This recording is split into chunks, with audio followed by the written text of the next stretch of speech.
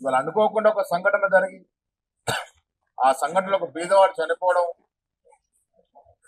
దాంట్లో జరిగినటువంటి లొసుగుల వల్ల చట్టం తన పను తను చేసుకుంటూ అల్లు అరి మీద కేసులు పెట్టడం జరిగింది. దాని తర్వాత కోర్టు బెయిల్ జరిగింది.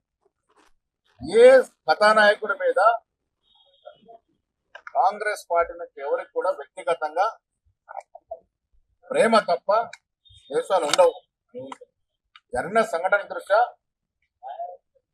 చట్టం తన పరిధిలో కేసులు పెట్టుండొచ్చు. కోర్టు బెయిల్ ఇచ్చింది. ఆ అంశాన్ని జత చేసి దాని మొత్తం కాంగ్రెస్ పార్టీకి ఆపాదించే ప్రయత్నం బీజేపీ నాయకులు చేస్తున్న తీరుని నేను ఖండిస్తా ఉన్నాను. చిత్రసీమకి, తెలుగు చిత్రసీమకి కాంగ్రెస్ పార్టీకి ఎనలేని అనుబంధం ఉంది. అదెవరు కూడా కాదనలేరు. హైదరాబాద్ లో తెలుగు చిత్ర పరిశ్రమ అభివృద్ధి కావడానికి అహర్నిశలు కృషి చేసినటువంటి ముఖ్యమంత్రులు అంతా కూడా కాంగ్రెస్ వారే. కాంగ్రెస్ పార్టీ ప్రోద్బలం, కాంగ్రెస్ పార్టీ దూరదృష్టి వల్లే ఆనాడు 70 దశకంలో మద్రాసు నుంచి తెలంగాణ తెలుగు చిత్ర